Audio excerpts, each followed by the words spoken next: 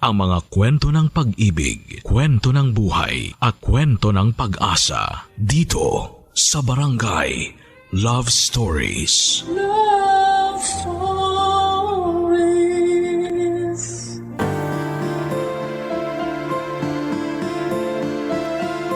Minsan, may kaibigan tayo na may dinadalang bigat na hindi natin nakikita.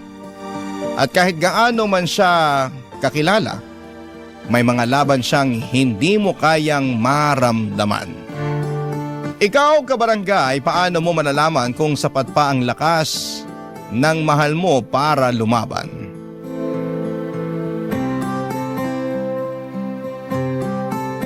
Dear Papa Dudut, isang magandang tanghali po sa lahat ng mga nakikinig ngayon. Itago niyo na lamang po ako sa pangalang Roda, 27 years old at nagtatrabaho bilang isang guro dito sa Isabela. Matagal na rin po akong tagapakinig ng inyong programang Barangay Love Stories. Kaya naman naisipan ko rin na gumawa ng sulat para maikwento sa inyo ang parte ng buhay ko na kailanman ay hindi ko makakalimutan.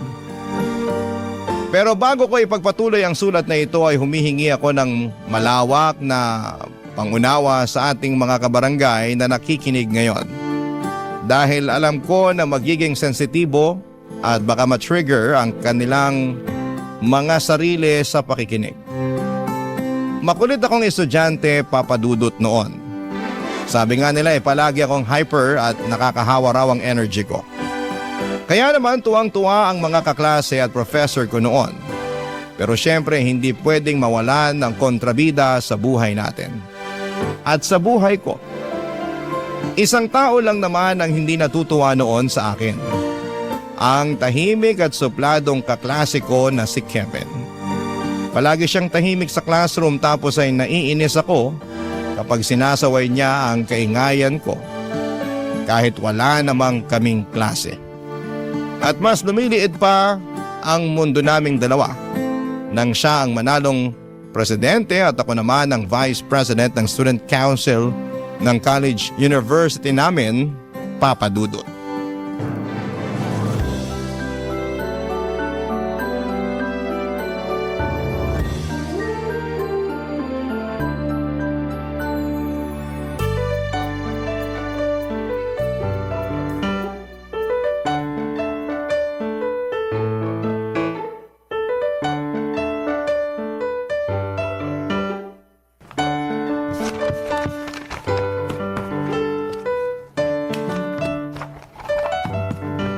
Roda, bakit nandito ka pa sa office ng student council?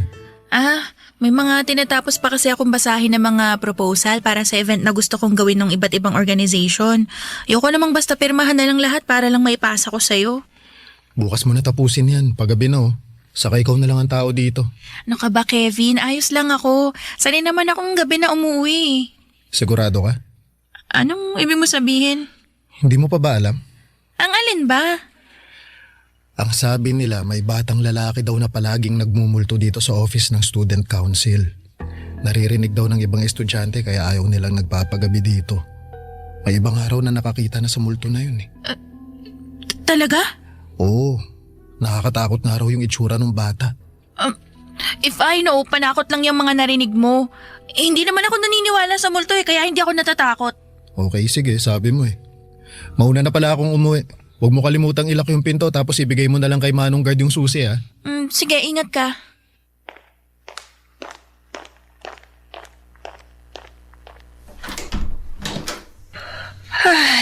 Naantok na talaga ako.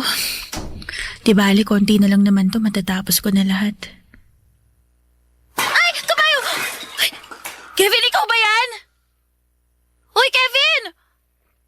Kala ko ba umuwi ka na? Kevin! Mukhang may daga sa bandaro ng opisina. Sabihin ko nga sa mga kasama ko na maglinis kami bukas para hindi kami dinadaga dito. Ala, bakit naman biglang namatay yung ilaw?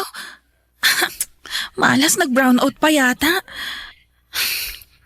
Gamitin ko na nga munang flashlight tong cellphone ko para maayos ko na yung mga gamit ko. Ay, ako Diyos ko. Totoo nga yata yung multong bata na sinasabi ni Kevin. Ay, makalabas na nga baka kung ano pang magpakita sa akin dito. Diyos ko, bakit ayaw bumukas ng pinto? Manong guard! Manong guard, tulungan niyo po ako! Buksan niyo tong pinto, Manong!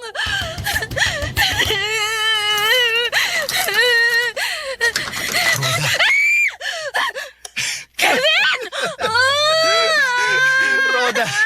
Roda, ako lang to si Kevin. Uy, relax. Imulat mo na yung mga mata mo, uy. May ilaw na ulit, oh.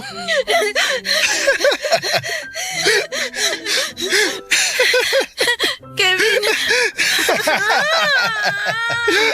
Oo, ako lang to. Hindi ka pala naniniwala sa multo, ha? Pero yung mukha mo, halos mawala na ng dugo sa sobrang putla mo. Ulo ka din, no? Ikaw lang pala yung umiiyak at nananakot sa akin. Ay, nako. Sorry, ang sarap mo kasing pagtripan eh. Grabe talaga yung itsura mo kanina. Kung nakita mo lang ang sarili mo sa salamin, parang gagapang ka na sa seg, kaya nilapitan na kaagad kita eh. Ay, nako. Oh, ba't nakatitig ka sa akin? Ano ba to? Sinipon tuloy ako kakatawa. Ay, grabe. Teka, narealize ko lang kasi na marunong ka rin palang tumawa, no? Oo naman. Anong tingin mo sa akin, manhid? Saka walang hindi matatawa kapag nakita yung itsura mo kanina. Nako, Kevin, sinasabi ko sa'yo, babawian talaga kita sa susunod, makikita mo. Sige, paghahandaan ko yung pagbawi mong yan. Pero sa ngayon, umuwi na muna tayo kasi baka may magpakita na talaga sa atin dito sa office. Papadudot, nagulat talaga ako sa ginawa na yon ni Kevin. Kung hindi pa siya nagpakita ay baka nawala na ako ng malay dahil sa pananakot niya sa akin. Pero mas nagulat ako kasi hindi ko alam na may tinatago rin pala siyang kakulitan. Akala ko ay super KJ at suplado niya na parabang sinalo lahat ng katahimikan sa mundo. Pero hindi pala kasi marunong din pala siyang gumawa ng kalokohan. Kaya naman yon ang simula ng closeness naming dalawa. Dahil pareho nga kaming part ng student council ay madalas kaming magkasama. At nakakatuwa kasi pati siya ay nahayaan na rin o nahawaan na rin ang kakulitan ko noon. Mali pala. Lumabas talaga ang kakulitan niya noon na hindi niya ipinapakita sa karamihan. Yung dating suplado at iniiwasan na si Kevin ay nagkaroon na rin ng ibang kaibigan. At nakakatuwa na sa paglipas ng mga buwan, lumalim ang samahan naming dalawa, Papadudot.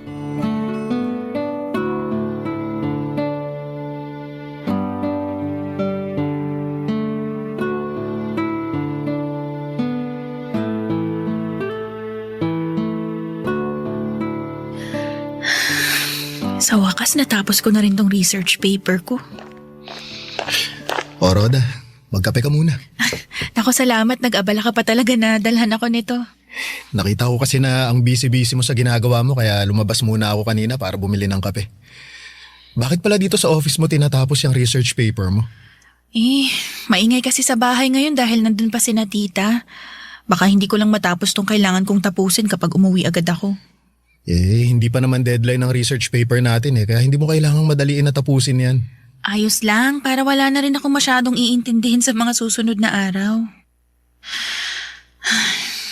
Roda, hindi mo kailangang suluhin ang lahat ng bigat na nararamdaman mo ngayon. Ano ka ba, Kevin? Ayos lang ako. Minsan, kailangan nating iiyak ang bigat na nararamdaman natin. Hindi maaalis yung buong bigat sa dibdib natin pero kahit papano, mababawasan naman. Ito naman si Kevin. Masyado ka namang seryoso. Ayos lang talaga ako. Kaibigan mo ako, Roda. Kaya alam ko kung kailan totoong okay ka lang at kailan ka hindi okay. Hindi mo kailangang itago sa akin yung totoong nararamdaman mo. Nandito lang ako, Roda. Handang makinig sa'yo. Hindi ko lang kasi maintindihan, Kevin eh. Bakit kailangan mawala ni Mama? Mabuti naman siyang tao. Matulungin siya sa kahit na sino. Maraming masamang tao dyan pero bakit si Mama pa? Bakit hindi pinakinggan ng Diyos yung paulit-ulit na dasal ko na pagalingin niya si Mama? Natanggalin niya yung cancer kay Mama. Bakit hindi niya ako pinagbigyan sa hiling ko? Bakit hindi niya pinagaling si Mama? Sabi nila, lahat ng nangyayari sa buhay natin, palaging may malalim na dahilan. Uy, pero anong dahilan? Bakit kailangan mawala ng Mama ko? Bakit siya? Bakit siya pa? Alam mo, may mga sagot na mahirap ay paliwanag at intindihin eh. Siguro sa ngayon, isipin na lang natin na at least hindi na nahihirapan si tita sa sakit niya. Saka di ba ang sabi mo, nangako ka sa kanya bago siya mawala? Magiging matatag ka kahit wala na siya. Oo, pero ang hirap-hirap pala. Ang hirap maging matatag ngayon na hindi ko na siya kasama. Lahat naman mahirap talaga sa umpisa eh, pero alam kong kakayanin mo. Kasi nandyan pa rin yung mga kapatid mo, tita, at pati ng papa mo. Isipin mo na kailangan mo ring magpakatatag para sa kanila. Kailangan yung magpakatatag para sa isa't isa. Oo, tama ka. Kailangan din ako ng mga kapatid ko eh. Salamat, Kevin, ha? Basta kapag kailangan mo ng kausap, Roda, nandito lang ako. Makikinig ako kahit tungkol saan pa yan. Papadudot, nasa second year college ako nang ma-diagnose na merong cervical cancer si Mama, stage 3. Napakabilis ng pangyayari kasi ilang buwan lang ang lumipas ay iniwan na rin niya kami kaagad. Sobrang bigat ng pagkawala ni Mama kasi ever since ay Mama's girl talaga ako. Siya yung ginawa kong inspirasyon para pagbutihan palalo ang pag-aaral ko. Kaya nang mawala siya, parang nawala ng direksyon ang buhay ko. Nahirapan akong kausapin ang pamilya ko kasi alam ko na pare-pareho kami ng pinagdaraanan noon. Mabuti na lamang at palaging nasa tabi ko si Kevin, handang makinig sa lahat ng bigat at kadramahan ko sa buhay. Isa siya sa mga dahilan kaya kahit paano ay unti-unti ko nang natututunan na umusad at tanggapin ang pagkawala ni Mama. Sabi nga niya ay palaging may malalim na dahilan kung bakit may nangyayaring mabigat sa buhay natin. Minsan ang dahilan ay para mas maging matatag tayo sa mga hamon ng buhay, Papadudot. Barangay Love Stories. Barangay Love Stories.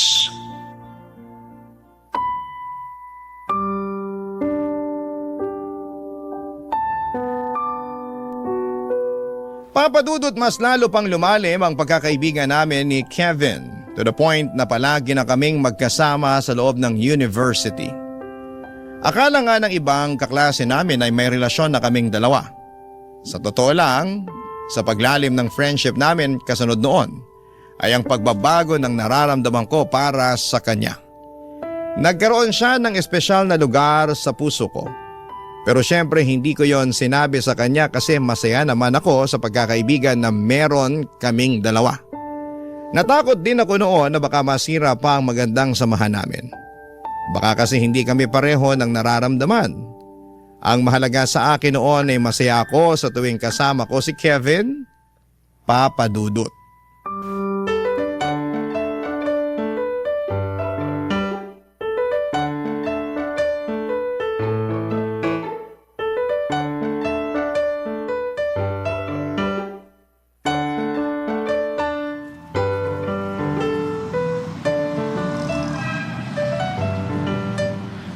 Buti na lang hindi pumasok yung prof natin sa last subject, no? Sinabi mo pa. Ang aga tuloy nating makakauwi ngayon. Pero alam mo, ang jahe din pala na hindi siya pumasok kanina. O bakit mo naman nasasabi yan? Kasi ang aga nga nating makakauwi pero tinambakan niya naman tayo ng reporting para next week. Oo nga pala. Siya rin kasi yung pinakatamad magklase sa lahat ng professor natin eh, no? Tamad na nga magklase, ang sipag pang magtambak ng mga report at research paper natin. Ay, no. Doon niya kasi talaga tayo binabawian. At teka, gusto mo ng halo-halo? Libre kita. Uy, talaga ba? Oo. Hindi kasi ako nag-lunch kanina kaya may extra pa ako sa baon ko dito. Yun, sige, thank you. Sakto, medyo gutom na rin ako eh. Yun oh.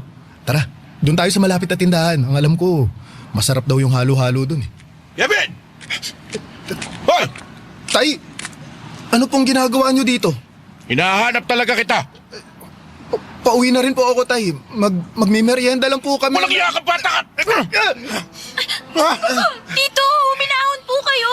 Hindi niyo po kailangang saktan si Kevin. Namanahimik ka dyan! Dahil hindi ikaw kinakausap ko at ikaw, Kevin, ilabas mo yung pera ko! Ano pong perang sinasabi nyo? Ba't nagmamahang-mahangat ka pa talaga? Ilabas mo na yung perang ninakaw mo sa akin! Tay, nasasaktan po ako, Tay. Bitawan niyo po ang braso ko. Mas masasaktan ka talaga kapag hindi mo binalik yung perang ninakaw mo! Tito, bitawan niyo na po si Kevin. Sabi ko sa'yo, huwag ka makikialam, Neng, ha? Kung ayaw mong pati ikaw, masaktan!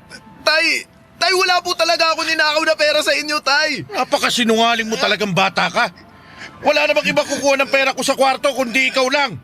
Kaya ilabas mo yung pera ko. Akin na yung perang ninakaw mo. Wala nga po ako ninanakaw sa inyo. Ano wala, ha? Sigurado ka? O sige, kakapkapan ko itong mga bulsa ng pantalon mo, ha? Tay, kahit kailan hindi ko po kayo ninakawan. Kung wala ka talagang ninakaw sa akin, ano tong perang nasa bulsa mo, ha? Pera ko to, ha? Allowance ko po yan galing sa Kapitolyo. Tinitipid ko po talaga para sa mga susunod na araw na pasok ko. Baka sinungaling mo talagang bata ka? Manang-mana ka dyan sa nanay mo. Akin na to lahat ng pera to. Lahat na to, ninakaw mo to. Pero Tay! Tumahimik ka dyan kung ayaw mong mas masaktan ka sa bahay mamaya. Aalis na ako at baka mahuli pa ako sa sabong na pupuntahan ko. Umuwi ka na ng bahay at maglinis ka doon. Hindi yung naglalakwa at saka pa kasama yung kung sino-sino. Pwe!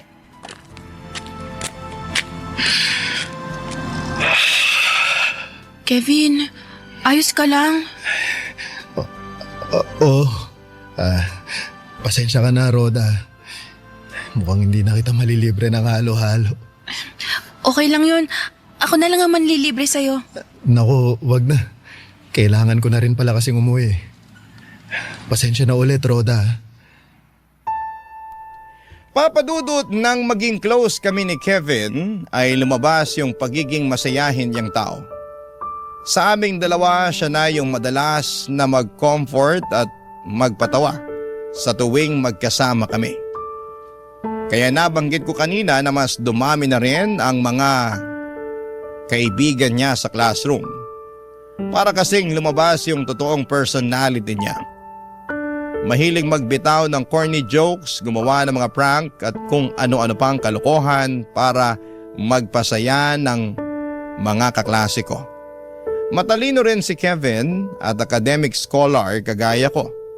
Pangarap niya rin ang maging guro kasi gusto niya raw makatulong sa mga kabataan na nalulubog sa hirap ng buhay. Sa kabila ng mga pangarap niya na yon ay hindi ko alam na may magulo pala siyang buhay. Pagkatapos ng araw na yon, ilang araw siyang hindi nakapasok sa klase. Kaya naman nagdesisyon ako na puntahan siya sa bahay nila, Papa Dudut.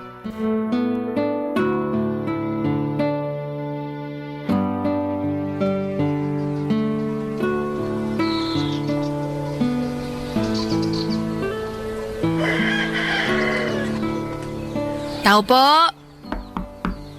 Tao po! Kevin!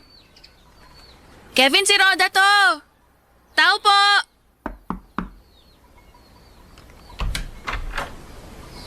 Oh, Neng. Aga mo namang bulahaw. Ano bang kailangan mo? Magandang umaga po. Ano maganda sa umaga kung sinira na ng pang-iistorbo mo? Ano bang kailangan mo? Itatanong ko lang ho kung nandyan si Kevin. Kasi 2 araw na po siyang hindi pumapasok. Kevin! Tsaka, Oy! Kevin! Kevin! Hoy! Ano po yon, Tay? Naglilinis po ako ng banyo. Puntahan mo itong bisita mo at nakaka-istorbo ng umaga eh. Sige po, Tay.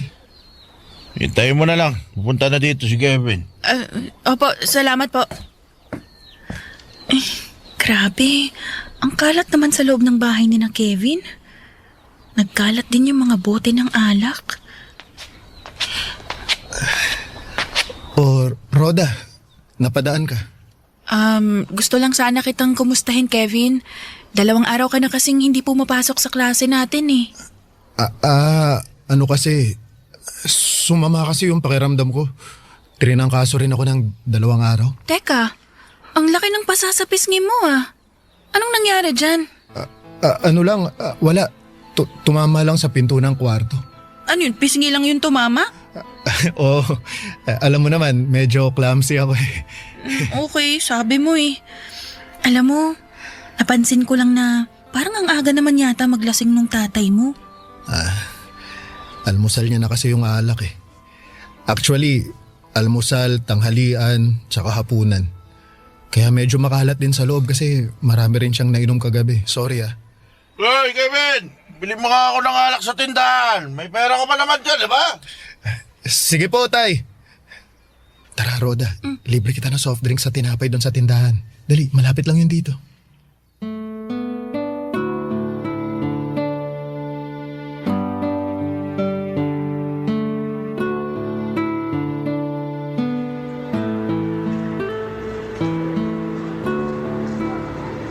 Ibig sabihin, kaya hindi ka talaga nakapasok ng 2 araw sa klase kasi namamaga yung pasasapisngi mo? Oo, saka may bukol ako noon sa Kitang-kita kahit buong gabi ko nang nilagyan ng yelo. Natalo kasi sa sabong si tatay noon. Umuwi ng lasing na lasing kaya ako ang napagbalingan niya ng init ng ulo. Ito ng soft drinks tsaka pandikoko mo, Roda. Salamat, Kevin ah. Tanong ko lang ah, palagi bang ganyan yung tatay mo? Hindi naman palagi pero medyo madalas lalo na kapag natatalo siya sa sabong. Alam mo, Roda, hindi naman ganyan dati si tatay. Sobrang bait niya nun. Masipag magtrabaho at saka walang kahit na anong bisyo. Anong nangyari? Bakit nagbago siya? Nasa 4th year high school ako nung lumaya si nanay. Natatandaan ko pa kung paano ko nakita si tatay na umiiyak habang nagmamakaawa na wag umalis si nanay. Kaya lang, hindi rin siya nagpapigil at mula nung umalis siya, kahit kailan hindi ko na siya nakita. Wala ka bang kahit na anong naging balita sa kanya?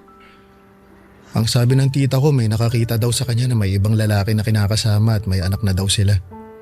Kaya mula nun, nagbago na talaga si tatay. Dapat nga hindi na ako magka-college kasi ayaw ni tatay na mag-aaral ako eh. Buti na lang, nakakuha ako ng academic scholarship sa university tapos may financial assistance pa ako sa Kapitolyo. Yun na yung ginagawa mong allowance. Oo, tinitipid ko nga mabuti yon para hindi ko na kailangang humingi pa ng pera kay tatay eh. Kaya lang minsan kinukuha niya rin sa akin yung perang iniipon ko. Sa totoo lang, gusto na rin akong ampunin at pag-aralin ng tita ko. Kaya lang, ayokong iwan si tatay eh. Ayokong tuluyan siyang iwan mag-isa kaya ang sabi ko, ayos lang ako. Basta kasama ko si tatay.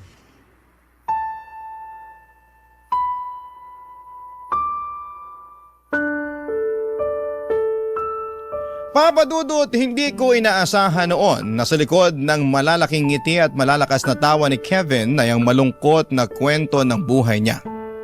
Kasi kahit gaano kami ka-close ay never niyang kinuwento sa akin ang tungkol sa buhay niya.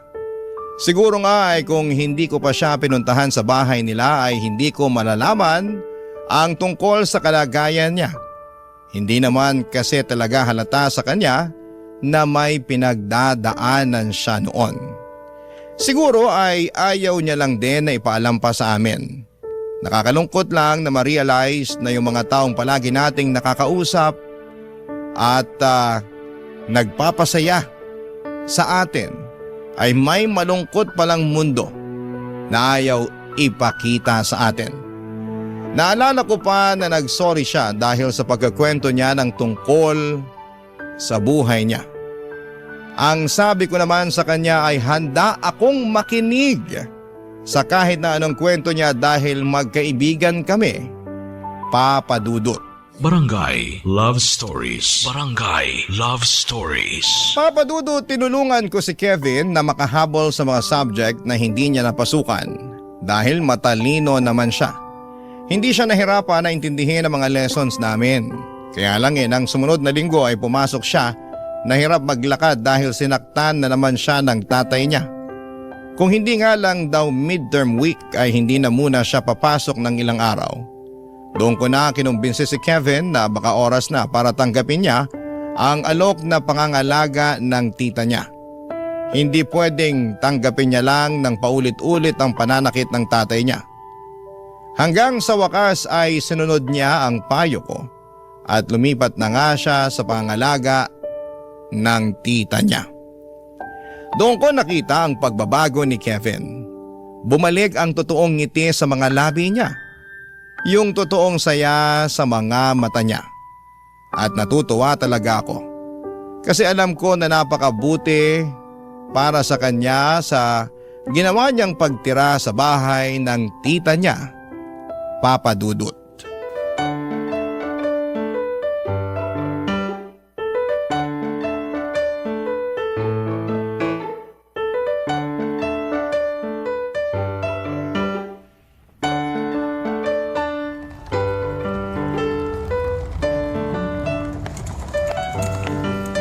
Kevin, inom ka munang tubig, oh.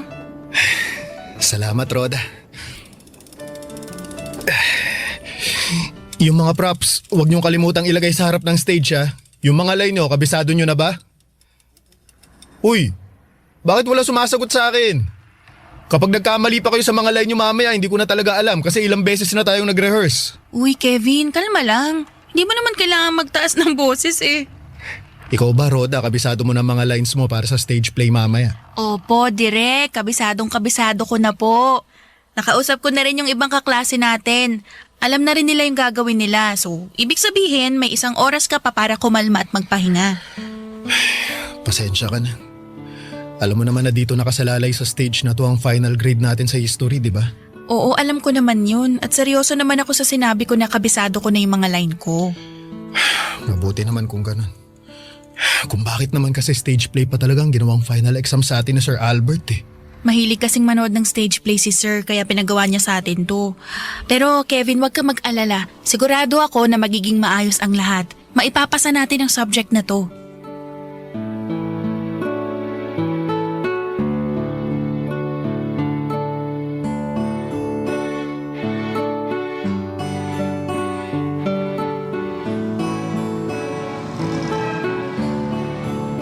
Uy, Kevin, thank you sa panlilibre mo ng burger kanina. Busog ako, grabe. Thank you din, Roda, kasi pinakalma mo ako bago magsimula yung stage play kanina. Iba na kasi talaga yung kaba ko nun eh. Sabi ko naman sa'yo, walang magiging problema. Kita mo, binigyan tayo ng 1 na final grade ni Sir Albert para sa stage play natin. Alam mo ba, muntik na akong maluha nung sabihin niya yun kanina. Alam mo, napansin ko nga yun. Akala ko nga tutulo pa pati uhog mo eh. Grabe ka naman sa akin. Pero, hindi naman natuloy yung luha ko. Pero ang galing niyong lahat kanina. Napabilib niyo ako sa acting at saka sa pagbitaw niyo ng mga linya ninyo. Eh paano? Ang galing mo kayang mag-direct. Direct Kevin. Ay. Lalo na kapag oras ng rehearsal, nasa'yo talaga lahat ng atensyon namin. Kasi nakita namin kung gaano ka kaseryoso na makakuha tayo ng mataas na grade sa subject na to. Nasa isang grupo lang tayo, kaya gusto ko na pare-pareho tayong mag-e-effort dito. Ikaw kaya ang pinaka-ma-effort sa lahat. Mas marami ka pang naging trabaho kaysa dun sa assigned stage manager natin eh. Hindi naman. Ayoko lang naiasa sa ibang tao yung mga bagay na kaya ko namang gawin. Yan yung pinaka-nagustuhan ko sa'yo, Kevin. Pinipilit mong kayanin yung lahat kahit alam mong nahihirapan ka na. Kaya nga lalo kitang... Ha? Lalong ano? Kaya lalong tumaas yung respeto ko sa'yo bilang isang kaibigan dahil sa ganyang ugali mo, Kevin. Dati na naman akong ganito. At alam mo yan kasi isa ka sa pinakamatagal na kaibigan ko dito sa university, Roda. Medyo lumalalim na rin ang gabi, no? Tara, uwi na tayo. Sige, tara, Kevin. Papadudod sa totoo lang ay alam ko sa sarili ko na tuluyan nang nahulog ang loob ko para kay Kevin noon. Yung paghanga na nararamdaman ko ay na-develop na sa pagmamahal. Ayun nga lang palagi akong nauunahan ng takot na ipaalam sa kanyang tungkol sa nararamdaman ko. Natatakot kasi ako na magkaroon ng lamat ang pagkakaibigan namin. Na baka yun pa ang dahilan para lumayo siya sa akin. Masaya naman ako sa friendship na meron kaming dalawa. Kahit minsan ay nararamdaman ko na may espesyal din siyang pagtingin sa akin. Ayoko na siyang pangunahan at iniisip ko na lamang na humahanap siya ng tamang tiyempo para magtapat sa akin. Nakagaya ko ay ayaw niya ring madaliin ang mga bagay sa pagitan naming dalawa. Kaya naman in-enjoy ko na lamang ang mga nalalabing buwan na magkasama kami sa University, Papa Dudut.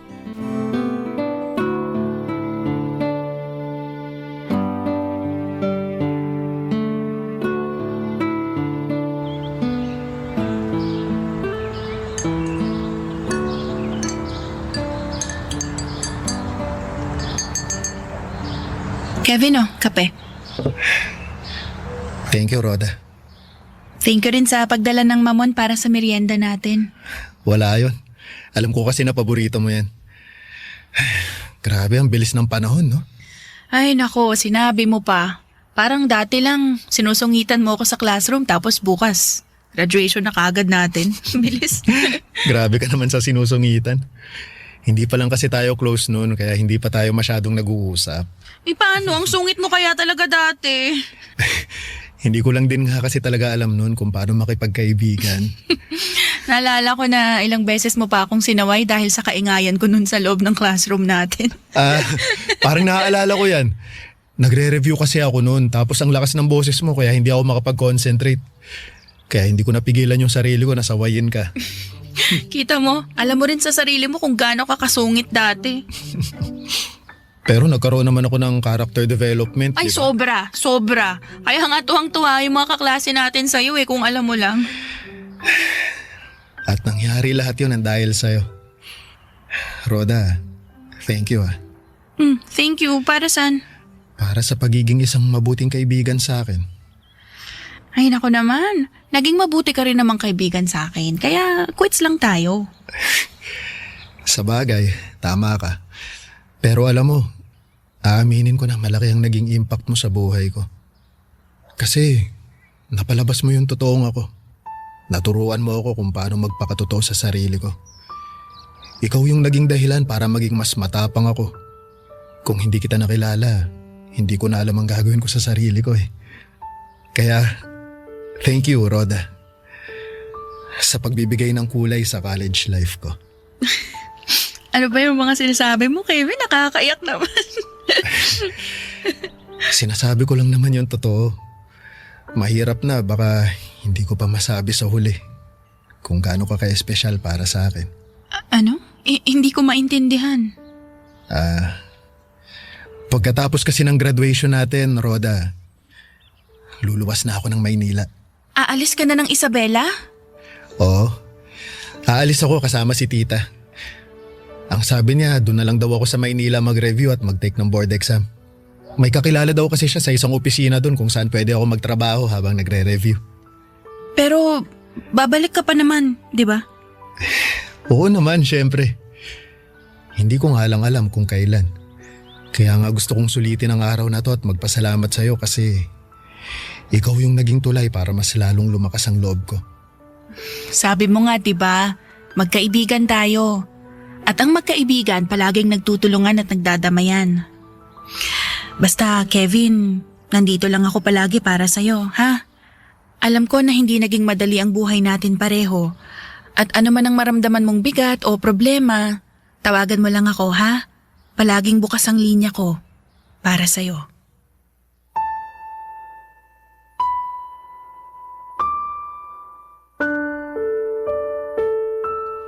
Papadudot na luha talaga ako sa naging pag-uusap namin noon ni Kevin. Sa totoo lang ay gusto ko rin talaga sana siyang pigilan sa plano niyang pag-alis sa Isabela. Naisip ko lang na sino ba naman ako sa buhay niya para gawin ang mga bagay na yon. Isa pa malaki rin ang may tutulong ng pag-alis niya para sa sarili niya. Kaya naman sinuportahan ko na lamang siya sa naging desisyon niya. At sa araw ng graduation namin ay mahigpit na yakap ang pinabaon ko sa kanya. Kasunod noon ay ang pangako na palagi kaming magtatawagan at muling magkikita. Sa unang mga buwan na magkalayo kami ay madalas pa kaming magka-text at tawagan. Pero nagsimula din na dumalang ang palitan ng mga text naming dalawa. Ang sabi niya ay naging busy lamang daw siya sa trabaho. Hanggang isang araw ay nagulat na lamang ako nang mabalitaan na wala na pala siya. Nagpatiwakal ang kaibigan ko. Nalaman ko na lamang na mga oras na yon, ginugulo pa rin pala siya ng tatay niya. To the point na hindi na siya makapag-concentrate sa pagre-review at pagtatrabaho niya. Hanggang sa nag-decide na siyang bumitiw na lamang sa mundong ito. Papadudod sa bawat oras na magkausap kami noon ay hindi siya nagbabanggit ng kahit na anong tungkol sa problema niya. Kaya ang buong akala ko ay okay na siya. Akala ko ay natutulungan ko na siyang makausad at maging masaya. Pero hindi pa pala. May mga oras din na napapatanong ako na paano kaya kung nagawa ko magtapat ng nararamdaman ko para sa kanya. May magbabago kaya sa ginawa niya? Mas mabibigyan ko kaya siya ng dahilan para lumaban sa buhay? Magiging masaya kaya kaming dalawa?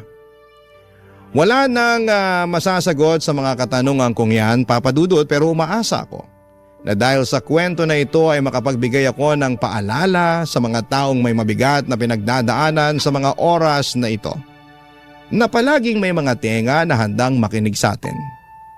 Huwag sana tayong mahiya at matakot na humingi ng tulong mula sa kanino man.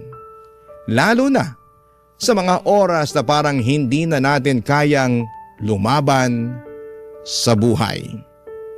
Hanggang dito na lamang po ang aking kwento, ang inyo pong kapuso at kabarangay forever, Roda. Ano ang masasabi mo sa ating Barangay Love Stories today? Aabangan namin yan sa aming comment section. Ang mga kwento ng pag-ibig, kwento ng buhay at kwento ng pag-asa dito sa Barangay Love Stories. Love Stories.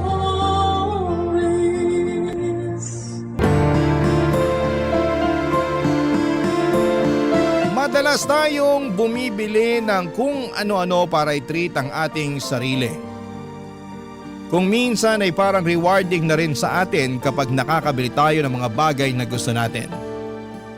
Ikaw kabarangay, ano ang madalas mong binibili bilang reward para sa sarili mo? Dear Papa Dudut, magandang araw po sa inyo. Ako po si Zane at avid listener po ako ng Barangay LS sa YouTube man at sa Facebook. Nalaman ko po yung tungkol sa email address ng Barangay LS sa Facebook. Kaya po naisipan kong ipadala sa inyo ang kwento ng buhay ko kasama ang aking pinakamamahal na mama na si Mama Lydia. Ipagdarasal ko po na sana'y mapili po ninyo ang sulat kong ito. Sinabi ko na rin po kay Mama na magpapadala ako ng sulat sa inyo at natuwa si Mama noong sinabi ko yon. Matagal na po kasi naming pinapangarap na sana'y marinig namin yung kwento ng buhay namin sa radyo. Kaya't sobrang tuwa po namin noong nalaman namin ang tungkol sa email address ng Barangay LS. Si Mama nga po pala ay isang housewife. Pero noong pumanaw po si Papa ay talagang nakita ko kung gaano siya nahirapan. Si Papa po kasi lang ang nagtatrabaho noon para sa amin. At nang mawala siya, doon namin naranasan ang hirap ng buhay. Tandang-tanda ko pa po na may mga pagkakataon na late na ako sa nakakapag-exam sa school kasi hindi pa nababayaran ni Mama ang tuition fee ko. At may mga pagkakataon din na itlog na lang ang kinakain namin dahil kinakapos na kami sa budget. Nang mga panahon na yon, nangungutang na lamang si Mama sa mga kakilala niya para lamang makaraos kami. Pero sa kabila ng lahat ng yon ay nagbago ang aming buhay nang matanggap si Mama bilang isang government employee. Hindi man kami yumaman pero at least ay hindi na kami nahihirapan katulad ng dati. Minsan po ay nararamdaman ko talaga na hindi na nabibili ni Mama ang mga bagay na gusto niyang bilhin. Kasi lahat ng pera niya ay napupunta lamang sa mga gastusin namin sa bahay. Kaya po ipinangako ko sa sarili ko na kapag nakapagtapos ako ng kolehiyo, magtatrabaho ako ng maigi para maibigay ko kay Mama ang lahat ng mga bagay na matagal na niyang pinapangarap. Ang pinakamalaking pangarap ko po talaga para kay Mama ay ang madala ko siya sa mga lugar na matagal na niyang gustong bisitahin. Bilang pasasalamat na rin sa lahat ng sakripisyo at pagmamahal na ibinibigay niya sa akin. Papadudot, ang totoo po niyan, tuwing umuuwi si Mama galing sa trabaho ay hindi ko po maiwasang maging malungkot. Kasi nakikita ko sa mga mata niya ang hirap ng pinagdadaanan niya sa pang-araw-araw.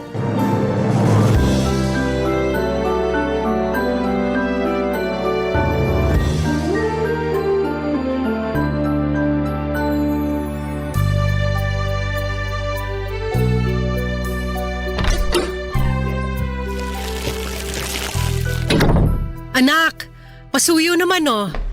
Akin na po, Ma. Tulungan ko na po kayo. Ba't ang dami niyo naman yata ang pinamiling groceries? Natanggap ko na kasi yung sahod ko kaya ayan. Pinamili ko na rin dyan yung mga paborito mo. Nga pala, kumusta ka sa school kanina? Okay naman po.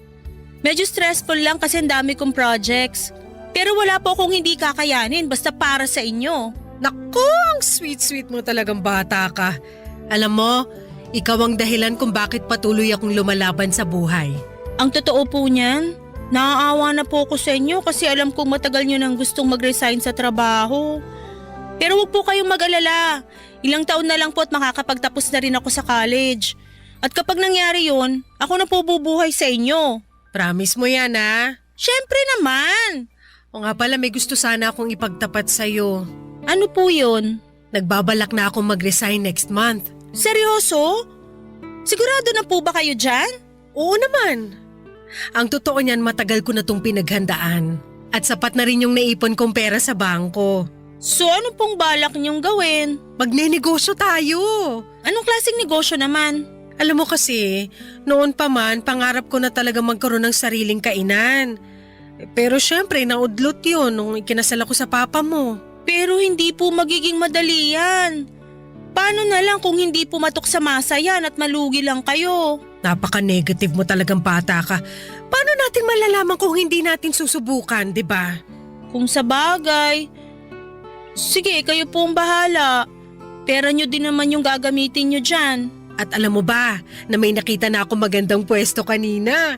Perfect na perfect yung pwesto na yun para sa plano ko. Nakuha nyo po ba yung contact number? Siyempre, ako pa ba? Bukas na bukas tatawagan ko na rin yung may-ari ng pwesto. Anak, this is it na talaga. Pakiramdam ko ito na yung simula ng pag-unlad natin. 2 taon kong pinaghandaan to. Ang tagal nyo na palang pinaghahandaan yan pero ni minsan hindi nyo man lang binanggit sa akin yung tungkol dyan. Magtatampo na po talaga ako sa inyo. Sus! Nagdrama na naman ang nag-iisang anak ko na ubod ng ganda. Ano ka ba? Huwag ka nang magtampo sa akin kasi para din naman sa'yo to eh. Bakit hindi nyo man lang nabanggit sa akin yung tungkol sa balak nyo na magtayo ng kainan? Eh kasi ayoko mausog yung plano ko. Kung ganun naman po pala, bakit nyo pa sinabi sa akin ngayon? Kasi napagtanto ko na ikaw ang magdadala sa akin ng swerte. Unti-unti ko na kasing napapansin na tuwing nag-uusap tayo, sinuswerte ako. Ang labo nyo naman. Ewan ko ba sa inyo kung bakit hanggang ngayon nagpapapaniwala pa rin kayo sa mga ganyan? Hindi naman totoo yan eh. Ano ka ba? Wala namang mawawala kung maniniwala tayo, di ba? Ay, kung sa bagay. At speaking of swerte, teka lang, asan na ba yung bag ko? Sandali lang hanapin ko lang. Anong hinahanap nyo? Nung tinawagan mo ko kanina habang namamalengke ako, nakapulot ako ng cellphone. O, sa'yo na yan. Ano ka ba naman, Ma? Sigurado ako nga hanapin to ng may-ari. Siyempre, alam ko yun. Pero tingnan mo muna yung cellphone na yan, walang password. At wala ring laman yung contacts. At nung binuksan ko yung lalagyan ng SIM card, wala ring laman. Tingnan ko nga. Hala, totoo nga! So ano, naniniwala ka na swerte ang dala mo sa akin? Siguro. Pero okay pa naman yung ginagamit kong cellphone.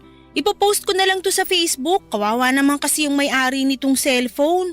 Mukhang bago pa naman oh. O sige, ikaw ang bahala. O siya, magluluto na ako. Maiwan na kita muna dyan.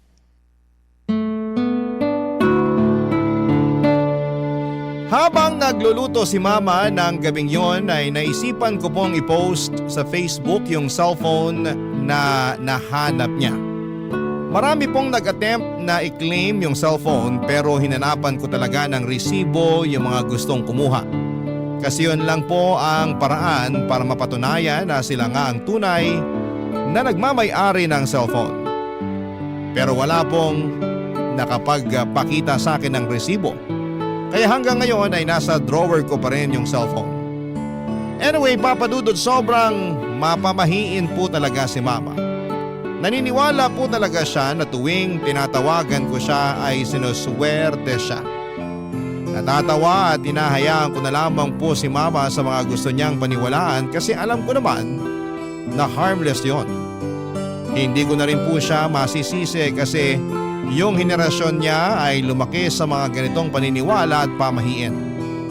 Hinahayaan ko na lamang po siya kasi wala naman pong masama sa mga pamahiin na gusto niyang paniwalaan niya.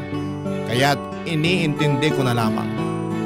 At tungkol doon sa plano ni Mama makalipas ang ilang buwan, natuloy na po yung plano niyang mag-resign sa trabaho at tinuloy po niya yung pangarap niyang magtayo ng sarili niyang kainan sa pwestong nagustuhan niya. Tandang-tanda ko pa noong mga panahong yon ay hindi po sapat yung savings ni Mama para ipatayo ang kainan at nagkautang pa po siya para lamang maipatayo yung kainan. Pero sa kabila ng lahat ng hirap at sakripisyo ay nagbunga po ang lahat. Ang kainan po ni Mama ay nag-boom at mukhang hindi po nagkamali si Mama sa desisyon niyang iwanan ang trabaho niya bilang government employee para sa pagnenegosyo. Napakasaya po namin kasi talagang napatunayan ni Mama na kaya niyang magtagumpay sa sarili niyang diskarte at sipag. At kung akala niyo po na nabawasan na yung stress ni Mama simula nung nagnegosyo siya ay nagkamali po kayo. Mas lalo pong dumoble yung stress niya kasi may mga tao na siyang tinututukan at habang tumatagal ay dumadami din yung mga customers namin. Yung kainan po namin ay 15 minutes lang ang layo sa bahay namin. Kaya kapag wala akong pasok ay tumutulong ako doon. Kadalasan po ay tumutulong ako sa mga tauhan ni Mama na nagsiserve ng pagkain. Naglilinis ng mga mesa, nagwawalis at kung ano-ano pa. Aaminin ko na nakakapagod yung negosyo na yon pero masasabi ko rin po na worth it ang lahat ng pinagdaanan ni Mama para lamang maipatayo ang kainan namin, Papa Dudut.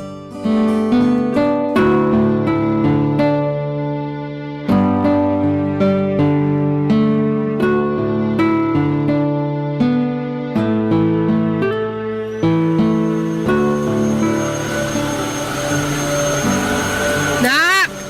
Ma, may sinasabi po kayo? Patayin mo nga muna yung vacuum. Ay, sandali lang. Patayin ko lang to. Pasensya na po, medyo maingay kasi tong vacuum eh. Ano ka ba naman? Ba't ka pa kasi nagba-vacuum dyan? Ipaubaya mo na yan sa mga tauhan natin. Hayaan nyo na po ako. Ito na nga lang yung matutulong ko sa inyo eh. Tapos pipigilan nyo pa ako. Ay naku, napakaswerte ko talaga sa'yo. Nako, ako po tong maswerte sa inyo kasi nagkaroon ako ng mama na sobrang sipag at madiskarte. Grabe, hindi ko akalain na darating yung araw na magkakaroon tayo ng sarili nating negosyo. At take note, nabayaran ko na rin lahat ng inutangan ko para lang maipatayo tong kainan natin. Salamat sa Diyos! Sana magtuloy-tuloy na talaga to. Ay naku, sigurado yan. Ikaw lang ang lucky charm ko eh. Ay, ayan na yung delivery ko. Nagdilang anghel ako. Ito ang isa pang swerteng dumarating. Sandali lang naka, diyan ka lang. Ano ba kasi yan? 700, 800. O yan. Thank you. Ano ba yung in-order mo, ma? Umorder ako ng pampaswerte online para dito sa kainan at para na rin sa bahay natin. Patingin nga. Magkano ba to? 800! Ano ba yan? Ang mahal naman nito. Mura na nga yan eh. Alam kong malaki na po yung kinikita nyo ngayon dito sa kainan. Pero magdahan-dahan naman po kayo sa paggastos. Uy, alam mo ba na galing pa to ng China? Sa tingin mo, bakit sinuswerte yung mga Chinese pagdating sa negosyo? Nang dahil dito. Ang dami kong nabasa online na effective daw to. O ito, iuwi mo yan sa bahay at isabit mo yung mga yan sa sala natin, ha? Para mas lalo tayong swertehin. Tingnan nyo nga to. Mukhang mumurahin. Mukhang na-scam po kayo eh. Ano ka ba? Hindi scam yan. At gaya nga ng sabi ko sa'yo noon, wala namang mawawala kung susubukan natin, di ba? May nawala po sa inyo. Nawala po yung 800 pesos na pinambayad nyo sa walang kwentang pampaswerte na to. Ang bilis nyo naman magpaloko. Nga pala, hindi naman po kayo nag-online shopping dati ah. Sigurado ako na may nagturo sa inyo kung paano mag-online shopping. Oo, tinuruan ako ng isang tauhan natin dito sa kainan. At isa pa, ayusin mo yung tono ng pananalita mo sa akin, ha? Hindi ko na nagugustuhan yung tabas ng dila mo. Pasensya na po kayo. Yung sa akin lang naman, sana wag niyo naman sayangin yung pera niyo sa mga walang kwentang bagay. Kaya dumadami yung mga manloloko kasi dumadami na rin yung mga nagpapaloko tulad niyo. Kung makapagsalita ka, akala mo ang laki-laki ng ambag mo sa pagpapatayo ko nitong kainan. Hoy Zane, ipapaalala ko lang sa'yo na tinaguyod kita ng mag-isa. Tapos ngayon pagsasalitaan mo pa ako ng ganyan? Ma, sana wag niyo naman masamain yung mga sinasabi ko sa inyo.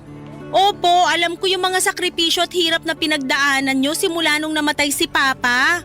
At hindi ko po nakakalimutan yon. Pero yung sa akin lang naman, malulugi po ang negosyo natin kung patuloy kayo na mag-order ng kung ano-ano online. Ilang taon ako nagpakapagod sa trabaho. Ni halos wala na nga ako nabili para sa sarili ko kasi yung perang kinikita ko ay napupunta lang sa lahat ng mga gastusin natin. Tapos ngayon na may nabili na ako para sa sarili ko, pagagalitan mo ko? Ay, sorry po. Hindi po yun ang intensyon ko. Pero yun yung nararamdaman ko eh. Pakiramdam ko pinagmamalupitan mo ko. Baka pagtanda ko tuluyan mo nang makalimutan na nanay mo ko. At basta-basta mo na lang akong dadalhin sa home for the aged. Ma, I'm sorry na nasaktan ko po kayo. Huwag kayong mag-isip ng ganyan. Hindi po mangyayari yun. Yung sa akin lang naman, ayokong mawala sa inyo yung negosyong pinaghirapan nyo. Hindi mo kasi ako naiintindihan. Bata pa lang ako, laki na ako sa hirap. At ngayon lang ako nagkakaroon ng pagkakataon na bilhin yung mga gusto kong bilhin. At ayoko po na maranasan nyo pa uli yung hirap na yon. Kaya ako nga kayo pinagsasabihan eh. Pasensya na po talaga at napagtaasan ko kayo ng boses. Aaminin ko po na nagkamali ako doon. Ewan ko sa'yo. Huwag na po kayong magtampo. Patawarin nyo na ako, please. Masisisi mo ba ako? Eh talaga naman nakakatampo yung pasagot-sagot mo sa akin kanina eh. Sorry na po talaga. Oo na. Ha? Oo na, pinapatawad na kita. Sabi ko na nga ba, hindi nyo ako matitiis eh. I love you, Ma. I love you too. Pero sa susunod na sagutin mo pa ako, sasampalin na talaga kita.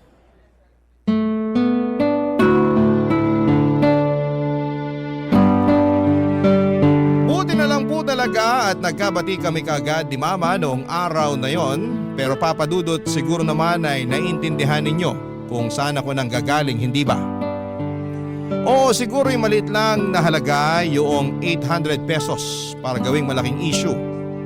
Pero ang ayoko lang talagang mangyari ay yung mag-aksaya si Mama ng pera para sa mga nakikita niya online.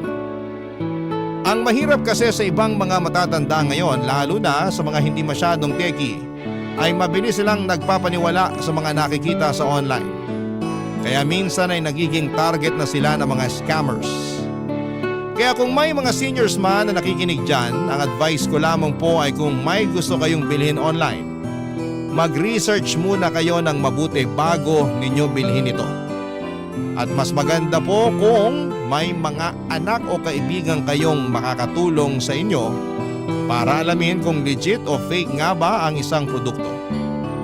Lumipas sa mga araw at mas lalo kong napapansin na dumadami yung mga ino-order ni Mama online. Mabuti sana kung may kwenta yung mga binibili niya, pero sa totoo lang, wala talagang kakwenta-kwenta yung mga pinamimili ni Mama. Naku Papa Dudut, matatawa kayo sa mga binibili ni Mama. As far as I remember, bumili siya ng pang-crack ng itlog, tapos bumili rin siya ng machine na nag-slice ng mga saging, at bumili pa ng napakaraming toilet paper na nag-glow in the dark. Aabutin tayo ng magdamag kung iisa-isahin ko po yung mga walang kwentang bagay na binibili ni Mama. Maniwala po kayo, ginawa ko na talaga ang lahat para pigilan si Mama sa pag-online shopping niya. Pero tuwing sinusubukan ko siyang pigilan, nag-aaway lamang kami at nagkakasamaan ng loob, Papa Dudut. Barangay Love Stories. Barangay Love Stories. Himala na lang po talaga at hindi pa nalulugi ang negosyo namin sa dami ng mga pinamimili ni Mama. Noong mga panahon na yon ay dinadagsa pa naman ng mga customers ang kainan namin. Kaya yung perang winawaldas ni Mama sa mga walang kwentang bagay ay nababawi rin naman niya kaagad. Pero Papa Dudut, ang totoo, ang hirap po talaga. Kating-kati na akong pigilan si Mama ng mga panahon na yon. Pero kahit na anong paliwanag ko kay Mama ay hinding-hindi niya pa rin ako maintindihan. Kinuwento din sa akin ni Mama na noong bata pa siya ay sobrang hirap daw ng buhay nila. At mas mahirap pa daw sila sa daga at yung mga gamit niya noon ay puro luma at sira-sira. Kaya ngayon ay bumabawi siya sa sarili niya at bumibili ng mga bagay na gusto niyang bilhin dahil sa may pera na siya. Pero Papa Dudut, alam ko po na hindi magtatagal ay mawawala lahat ng pinaghirapan ni Mama kung magpapadala lamang siya sa emosyon niya. Kaya naman patuloy pa rin akong tumututol sa pag-online shopping niya. Kaya isang araw habang natutulog si Mama ay napag-isipan ko na i-install yung shopping application sa cellphone niya. Noong nagising po siya ay nataranta siya at nagsisigaw kasi wala na raw yung application. At nagpanggap ako na wala akong alam sa mga nangyari.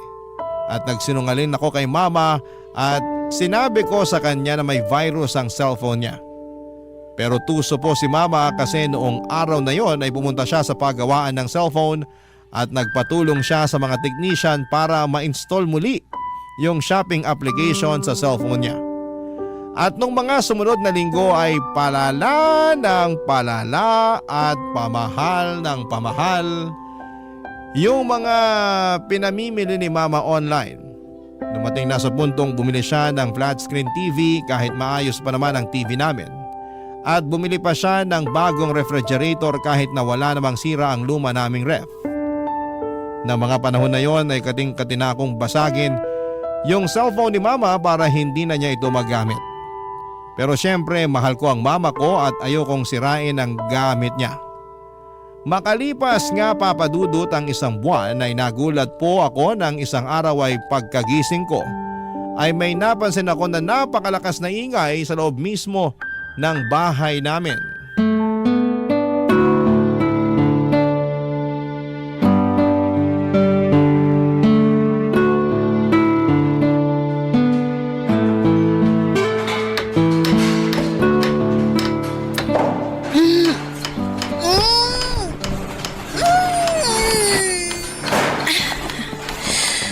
Ano ba naman yan? Ang ingay! Storbo talaga oh. Matutulog pa yung tao eh. Oh, Ma! Ba't andito ka? Di ba dapat nasa kainan kayo? Ay, yung kainan pinaubaya ko na muna sa isang staff natin. Pero huwag ka mag-alala, mapagkakatiwalaan naman yun eh. Sigurado ka ba, Ma? Sa akin mo na lang kaya ibilin yung kainan. Ano ka ba? Alam kong abala ka sa pag-aaral mo at ayoko ma-distract ka. Kaya dito ka lang sa bahay. Sige, sabi niyo eh. Nga pala, Ma, ba't ang ingay dito? Teka lang, sino yung mga lalaking yon? Ba't ang dami nila? Ay oo nga pala, sila yung kinuha ko para doon sa kwartong ipapagawa ko. Kwarto? Dalawa na nga lang tayo dito sa bahay tapos magpapagawa pa kayo ng isa pang kwarto? Ano yan, kwarto para sa mga bisita? Hindi! Kwarto yan para sa mga parcel ko. Teka nga! Ano? Uminahon ka nga. Sabihin niyo sa akin na nagbibiro lang kayo, Ma. Mukha ba akong nagbibiro? Mamimili ako ng mga bagong gamit online at doon ko ilalagay ang mga ipapamili ko sa bago nating kwarto. Pero gumagana pa naman yung mga gamit natin Wala po kayong dahilan para mamili pa ng mga bagong gamit. Oo, pero malay mo. Baka sira na yung mga yan next week o next year, di ba? Kaya mas mainam na yung may nakahanda tayong reserba. At para hindi nakakalat dito sa bahay yung mga o-ordering ko, nagpagawa na ako ng kwarto. Pinalagpas ko na po yung binili niyong bagong TV at ref nung nakaraan. Pero sumusobra na po kayo. Hindi na normal tong ginagawa niyo. Zane, wala ako sa mood para makipag-away sa'yo. Please, wag ngayon. Kakagising ko lang, Ma. Sa tingin niyo ba nasa mood ako para makipag-away sa inyo? I'm sorry, pero hindi ko na matitiis to. Puntahan niyo yung mga lalaking yun at sabihin niyo sa kanila na hindi niyo na itutuloy yung pagpapagawa ng bagong kwarto. Ano? Naiibang ka na ba? Kinontrata ko na ang mga yan. Kung hindi niyo kaya, pues ako na mismo magsasabi sa kanila na tigilan na tong kalokohang to. Sige, gawin mo at palalayasin kita rito. Alam kong hindi niyo magagawa sa akin yan. Huwag mo akong susubukan. Pinapangako ko sa'yo na maghahalo ang balat sa tinalupan pag kumontra ka pa sa mga gusto ko mangyari. At isa pa, ano ba yung kinagagalit mo? Ha? Hindi naman kita pinababayaan At nababayaran ko rin lahat ng mga kailangang bayaran dito sa bahay. Hindi niyo na nakikita, Ma. Itong pag-hoard niyo ng mga gamit, ito ang sisira sa atin. Palibasa hindi mo ako naiintindihan. Kasi hindi mo naman naranasan yung hirap na dinanas ko nung bata pa lang ako. Utang na loob! Hanggang kailan niyo balak gawing rason yan, ha? Rinding-rindi na po ako sa dahilan niyo na yan. Gusto ko po kayong intindihin pero sa puntong to, ang hirap-hirap niyo na unawain. Kung nahihirapan ka na sa akin, edi lumayas ka!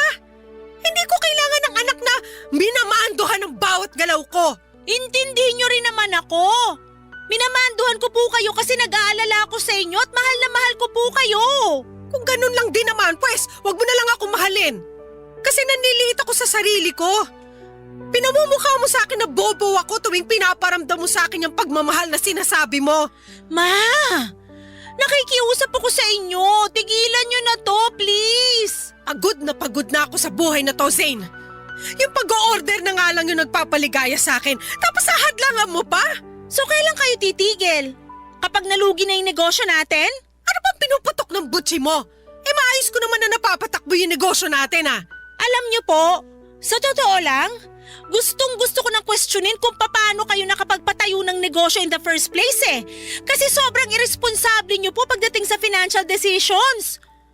Ano? Nakakasawa ba yung pakiramdam ng nakakaluwag-luwag na kayo sa buhay kaya bili kayo ng bili ng mga gamit? Hindi niyo naman kailangan yung mga pinagbibili niyo. Buti sana kung may kwenta yung mga ino-order niyo Gumagastos lang kayo sa wala. Napakabastos mong bata ka! Wala kang karapatang para pagsalitaan ako ng ganyan! Hindi ko na po alam kung anong gagawin ko sa inyo. Sa totoo lang po, nahihirapan na ako sa inyo. Pwes, mas nahihirapan ako sa'yo. Alam mo kung pwede lang sana mamili ng anak, maniwala ka sa akin, hindi kita pipiliin. Sa mga sinasabi niyo sa akin ngayon, ba't parang mas mahal niyo pa yung mga in-order niyo online kaysa sa akin? At talagang pinagawa niyo pa ng bagong kwarto? Sana naging parcel na lang pala ako! At least yung mga parcel na yon nagpapasaya sa akin. Hindi tulad mo na wala nang ibang ginawa kung hindi ang painitin ng ulo ko. Papasok na po ako sa kwarto ko. Mamaya niyo na lang po ako kausapin kapag nasa katinuan na po kayo. Ang kapal na mukha mo! Sana hindi na lang kita ipinanganak! Napakawalang niya mo!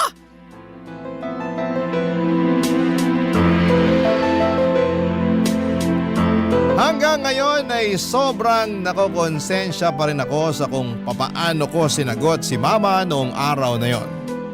Nagdilim lang po talaga ang paningin ko at hindi ko na napigilan ang sarili ko noong nalaman ko na nagpagawa si Mama ng kwarto para sa mga parcel niya.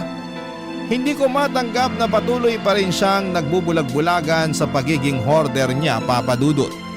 Kaya napag-isipan ko po na mag-research tungkol sa kondisyon ni Mama. Nang tinignan ko sa internet ay napag-alaman ko na ang tawag pala sa kalagayan ni Mama ay hoarding disorder at isa itong mental health condition. At alam ko rin po na kapag sinabi ko kay Mama na kailangan niya nang magpatingin sa isang professional ay hinding-hindi siya papayag. Kaya hindi na ako nag-abala na sabihin kay Mama na may mental illness siya. Gulong-gulo din po ako noon dahil nagsisimula ng humina ang kita namin sa kainan. Sa totoo lang ay normal naman sa negosyo magkaroon ng mga panahong matumal ang benta at hindi sana yon magiging malaking problema, pero naging malaking problema siya dahil umabot na sa puntong nangungutang na si Mama ng pera para lamang makapag-online shopping. Doon ko po talaga napagtanto kung hindi ako kikilos at kung hindi ko tutulungan si Mama na tigilan ang bisyo niya sa pag-o-order ng mga gamit online ay pareho kaming pupulutin sa kangkungan. Kaya hindi na po ako nagdalawang isip na gumawa na ng paraan para maagapan ang sitwasyon bago pa ito lumala. Isang araw ay pumasok po ako sa kwartong pinagawa ni Mama at pagbukas ko ng pinto ay nakita ko ang mga parcel na nakatambak. Ang mas nakakapanlumo pa dyan, Papa Dudut, ay madami pang parcel na hindi nabubuksan ni Mama. Sobrang bigat po ng pakiramdam ko ng araw na yon. Pero alam ko na kailangan ko itong gawin hindi lang para sa negosyo namin, kundi para na rin sa kapakanan ni Mama, Papa Dudut.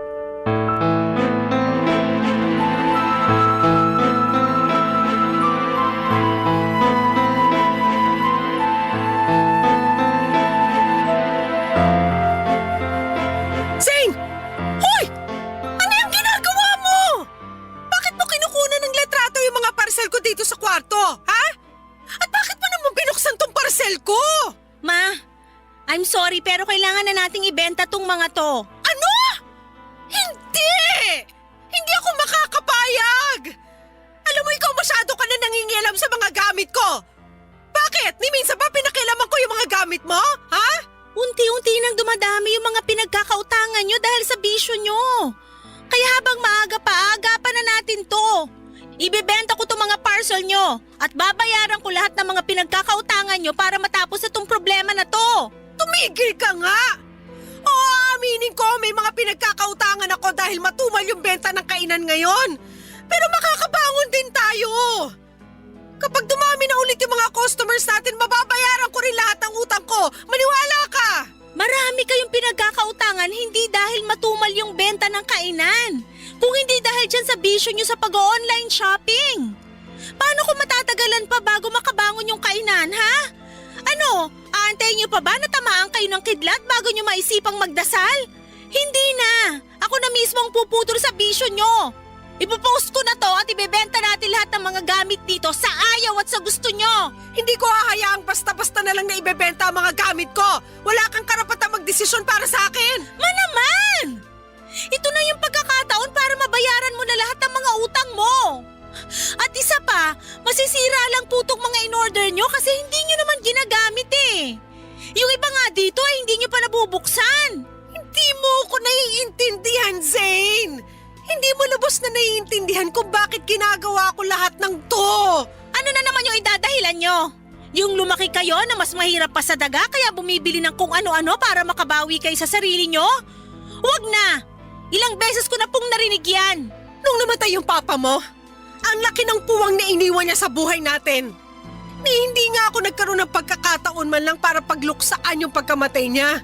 Kasi kinailangan kitang alagaan. Kinailangan ko mag-isip ng paraan kung paano kita bubuhayin na mag-isa. At nang dahil doon, hindi na ako nagkaroon ng pagkakataon para isipin ko man lang yung sarili ko. Tapos ngayon ay pagkakait mo sa akin, yung pagkakataon na unahin ko naman ang sarili ko. Hindi ko akalain na darating yung araw na ipagdadamot ng sarili kong anak. Yung pagkakataon na maging masaya ako. Ma, sobrang unfair nyo naman po. Alam nyo naman kung gaano ko kayo kamahal, di ba? Oo, pero nak, pakiusap. Huwag mo nang ibenta to mga gamit ko.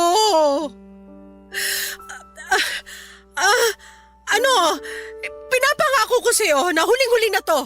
Hindi na ako mag-order ng kung ano-ano online. Pangako sa'yo yan. Sigurado na ba yan? Oo naman. Eto yung cellphone ko. Gawin mo na kung anong gusto mong gawin dyan. Maniwala kayo sa akin. Para sa inyo rin tong gagawin ko. Bakit? Anong balak mong gawin? I-delete ko na po yung account nyo kung saan kayo namimili ng mga gamit. Sobra naman ata yan, nak. Dapat nga matagal ko nang ginawa to eh. Baka naman... Ano? Baka naman pwede mo akong pagbigyan. Huli na talaga to. Naman! Please. Isang order na lang talaga. Sige na naman, payagan mo na ako. I'm sorry po, pero hindi pwede. Ayan, na-delete ko na rin yung account nyo sa wakas. Eto na po yung cellphone nyo. Nakakapanghinayang naman. Tingnan nyo nga itong mga gamit nyo sa kwarto na to. Kung may dapat man kayong panghinayangan, yun yung pera na nasayang sa kaka-online shopping nyo. Sige na. Ba't kanya ka makatitig sa akin? Ma, wag na wag po kayong magkakamali na gumawa ng bagong account. Sinoli ko po sa inyo yung cellphone nyo. Wag nyo naman sanang sirain yung tiwalang binibigay ko sa inyo. Oo na. Pangako hindi na ako gagawa ng account. At parang awa nyo na. Sana bayaran nyo na po yung mga pinagkakautangan nyo kapag nakaluwag-luwag na kayo. Huwag ka mag-alala, ako nang bahala dyan. Sigurado naman ako na makakabangon din yung kainan eh. Sana nga talaga. Pero di bale, ang mahalaga ngayon hindi na uli kayo makakapag-order ng kung ano-ano online. Nga po pala, siguro mas makakabuti kung gawin na lang nating guest room tong kwarto na to. Sayang naman po kung gagawin nyo lang tong bodega, di ba? Pero gusto kong nakikita yung mga pinamili ko sa kwarto na to. Ma, sana wag niyo masamain tong sasabihin ko sa inyo, ha? Ay, ayaw ko na sanang sabihin to eh. Pero mukhang wala na akong choice. Bakit? Ano ba yun? Yung pag-hoard nyo kasi ng gamit. Sa tingin ko hindi na normal yon. At pakiramdam ko makakatulong kung pupunta tayo sa doktor. Hoy Zane! Namimili ako ng mga kung ano-ano pero hindi ako baliw! Kalimutan nyo na lang po yung sinabi ko. Baka kung saan pa mapunta tong usapan na to. Tulad ng inaasahan ko ay nagalit si Mama nung sinabi ko sa kanya na isang mental illness ang pag-hoarding ng gamit. Pero makalipas ang ilang araw ay napansin ko na palagi nang nakatutok si Mama sa negosyo namin. Pero tuwing nasa bahay siya ay napapansin ko rin na parang hindi siya mapakali, Papa Dudut.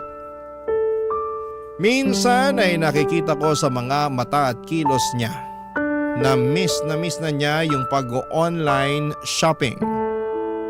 Naiintindihan ko naman si Mama at medyo nakukonsensya din po ako na dinilit ko yung account niya sa shopping app. Kasi alam ko kung gaano siya kasaya kapag nakakapamili siya ng mga gamit niya. Pero alam ko rin naman na ginawa ko yon para sa ikabubuti niya.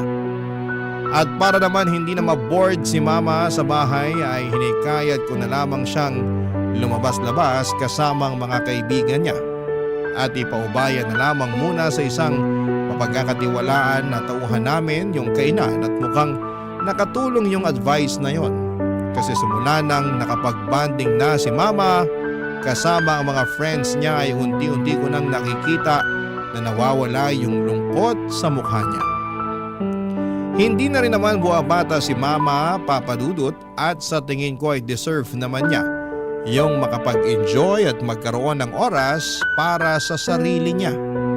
Kasi sino ba namang anak ang gustong makita ang mama niya na nakatunganga sa bahay at nai-stress palagi sa pagpapatakbo ng negosyo? Masakit para sa akin yon kasi ayokong nakikita si Mama na malungkot o parang napapaligiran ng mga problema.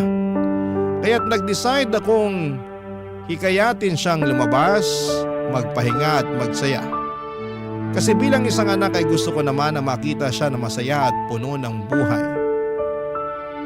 At ng mga panahon na yon, Papa Dudut, mga kabarangay, ay masasabi kong tuluyan ng iniwan ni Mama ang mundo ng online shopping. Barangay Love Stories. Barangay Love Stories. Habang tumatagal ay mas lalong lumaki ang social circle ni Mama at marami na rin siyang nakikilalang ibang tao at masaya ako para sa kanya. Kasi nakikita ko sa Facebook na nagsisimula na siyang mag-ballroom dancing at palagi silang nagkakasiyahan ng mga kaibigan niya. Sabi nga ni Mama sa akin ay hindi siya masyadong lumalabas o gumagala noong buhay pa si Papa. Kaya natuwa ako na kahit papaano ay nagagawa na niyang makapag-enjoy at mag-explore ng mga bagay na hindi niya nagagawa noon. Pero Papa Dudut, hindi ko akalain na hindi pa pala tuluyang nakawala si Mama sa mundo ng online shopping. Isang araw pagkatapos ko ng klase, dumiretso ko sa kainan namin at doon ko napansin na may mga nakatambak na mga parcel sa loob ng stock room. At doon ko rin nalaman na inuutusan pala ni Mama yung isa naming tauhan para mag-order ng kung ano-ano online para sa kanya. Galit na galit ako noon, pakiramdam ko ay parang trinaydor ako ni Mama. Kaya't sobrang nanlumo ako. Hindi pa nga kami ganap na nakakabangon mula sa mga utang at ngayon ay nag-o-order na naman siya.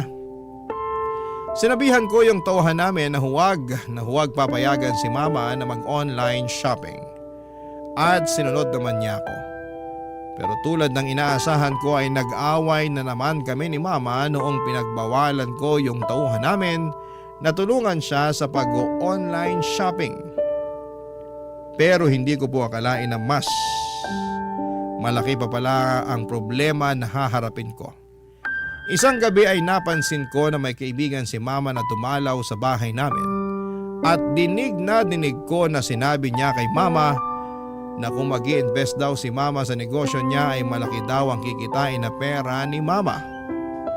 Alam mo naman ako, Papa Dudut, sobrang protective ako pagdating kay Mama. Kaya talagang nagalit ako ng gabing yon. Parang may kutob kasi ako na scammer ang kaibigan ni Mama at niloloko lamang siya, Papa Dudut.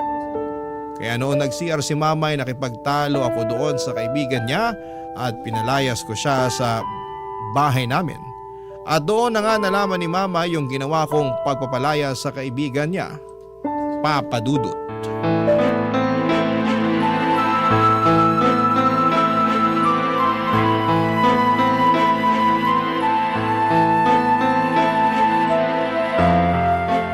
Zane! Asan na yung Yung kaibigan niyo po na inaalo kayo mag-invest sa negosyo niya? Pinalayas ko na. Ano? Bakit mo naman ginawa yun? Hindi pa ba malinaw sa inyo na niloloko lang kayo nung tao na yon? Manaman, tama na. Hindi niyo na nga tinigilan yung pag-online shopping tapos ngayon magpapaloko na naman kayo? Kailan po ba kayo matatauhan? Yung taong tinatawag mong manloloko, yung taong pinalayas mo, kaibigan ko yun! Napakawalang modo mo! Wala na ako mukhang may aharap sa mga kaibigan ko nang dahil sa ginawa mo! Pwes, kung ganong klaseng tao lang din naman ang magiging kaibigan mo, di bali na lang. Alam mo, hindi na kita maintindihan! Hindi ba't ikaw tong humihikayat sa akin na lumabas-labas kasama ng mga kaibigan ko? Pinayagan na nga kitang i-delete yung account ko sa shopping app, di ba? Ipapaalala ko lang po sa inyo na never kayong tumigil sa pag-online shopping. Kung hindi ko pa nakita yung mga nakatambak na parcel sa stockroom ng kainan natin, hindi ko pa malalaman na inuutusan nyo lang pala yung isa sa mga tauhan natin na mag-order para sa inyo. Benta ng kainan yung ginamit ko para pambili sa mga parcel na yon. Hindi ako naniniwala sa inyo. Sigurado ako na nangutang na naman kayo para lang matustusan yung bisyo nyo. Tumigil ka na nga! Gaya ng sabi ko sa iyo noon, makakabangon din ng kainan at mababayaran ko rin ng buo yung mga pinagkakautangan ko, naintindihan mo? Yun na nga yun eh. Hindi pa nakakabangon yung kainan pero dinagdagan nyo na naman yung mga utang nyo. Huwag ka mag-alala kasi wala na ako mga utangan. Anong ibig nyo sabihin? Yung kaibigan ko na pinalayas mo, isa siya sa mga palagi nagpapautang sa akin. Kaya naman palang lakas ng loob ng mokong na yun na alukin kayo mag-invest sa negosyo niya. Makinig ka muna sa akin, ha? Nagkakamali ka kasi pag nag-invest ako sa kanya, sigurado ako na yayaman na tayo. Ipinaliwanag niya sa akin ang lahat at ang laki ng tubo na makukuha ko sa negosyo niya. Imposible po yan. Please lang, huwag na kayong magpapauto sa taong yun. Mas maliwanag pa sa sikat ng araw na scam yung inaalok niya sa inyo. Ang totoo niyan? Ma, huwag mo sabihin na… Oo, nakapag-invest na ako. Binigay ko na sa kanya yung 40% ng bayad ko. Diyos ko naman! Ano ba tong gulo na pinasok nyo? Maniwala ka. Ito nang simula ng pagyaman natin, anak. Sana ginamit nyo na lang yung perang yun para mabayaran yung mga utang nyo. Hindi ka naman kasi nakikinig eh. Kapag dumoble o tumriple na yung perang ininvest ko, hindi ko lang mababayaran yung mga pinagkakautangan ko kung hindi mabibili ko na rin lahat ng gusto mong bilhin. Yung gusto ko lang yung tigilan nyo na yung kahibangan na to. Bahala ka kung ayaw mo maniwala. Ganyan naman kayo mga kabataan ngayon eh. Wala kayong pinaniniwalaan at sobrang saradong mga utak nyo. Di bali na lang. Tatawagan ko na lang yung kaibigan ko na pinaalis mo. Hoy, humingi ka ng tawad pagbalik niya ha? Sige ma, subukan mong pabalikin yung dito at lalayasan ko na talaga kayo. Ha, talaga ba? Bakit? Kaya mo na ba ang sarili mo? Mas pipiliin ko pang matulog sa lansanga kaysa makita kayo na unti-unting nasisira dahil sa mga pinaggagawa nyo. Gusto mong lumayas? O di kunin mo yung mga gamit mo at umalis ka rito. Kung tutuusin, mas mabuti nga kung lumayas ka ngayon mismo eh. Nang sa ganoon, hindi ka na makita ng kaibigan ko pagbalik niya rito. Nakakahiya yung ginawa mo sa kanya. Mukhang nakapagdesisyon na nga kayo. Hindi niyo po alam kung gaano kasakit para sa akin na makita na unti-unti niyo sinasayang ang lahat ng mga pinagpaguran niyo. Gusto mo malaman kung anong sayang? Yung pagpapaaral ko sa'yo. Kasi lumalaki kang bastos at walang modo. Sana lang talaga, wag dumating yung araw na magsisi kayo pero huli na. Kung may pinagsisisihan man ako, yun na yung naging anak pa kita. Namimihasa ka na sa pambabastos mo sa akin? Hindi ka na naawa sa akin? Hindi niyo ba nakikita na ginagawa ko lahat ng to dahil mahal na mahal ko kayo? Ginagawa mo lang ang lahat ng to dahil ayaw mo ako maging masaya. Ang gusto mo lang ay yung nabibigay ko sa iyo yung allowance mo.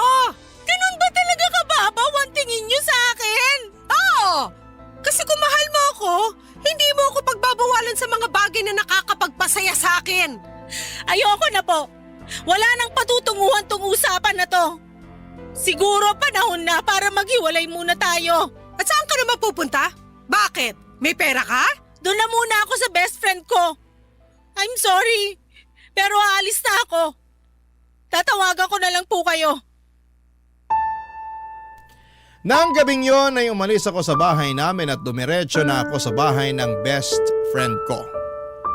Yun na ata yung pinakamahirap at pinakamasakit na desisyon na nagawa ko. Yung iwanan si mama, pero ang sakit din na kababae kong tao ay hinayaan lamang ako ng nanay ko na umalis at iwanan siya. Hindi man lang niya ako inalok.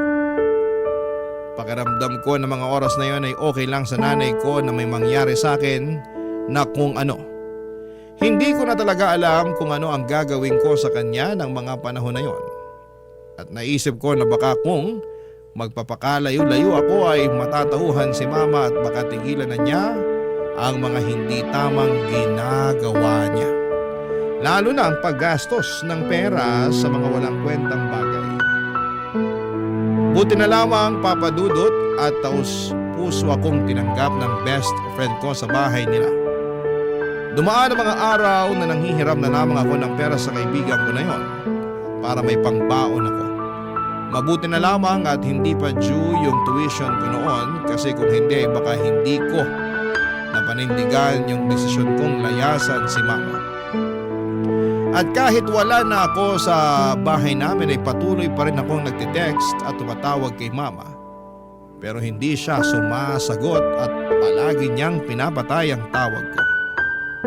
Okay lang sa akin yon kasi at least alam ko na ligtas si mama at wala akong dapat na ipag-alala. Kasi napapatay niya pa yung mga tawag ko.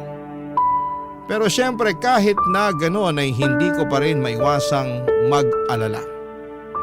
Minsan ay gusto ko nang umuwi pero pinipigilan ko ang sarili ko. Sabi ko sa sarili ko ay hindi ako uuwi hanggat hindi nagbabago si mama. At tuwing wala akong pasok ay dumadaan na lamang ako sa kainan namin at doon ako nagtatanong sa mga tauhan namin tungkol kay mama.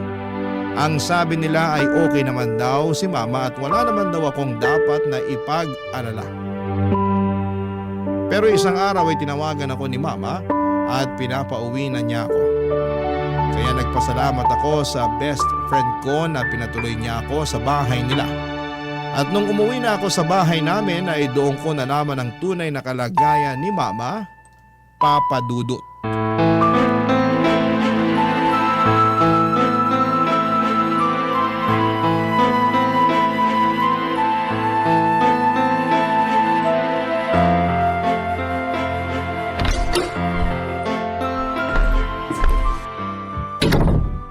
Ma? Zane, anak! Anong nangyari? Ba't kayo umiiyak? Yung perang ininvest ko, wala na. Ang laking halaga nun.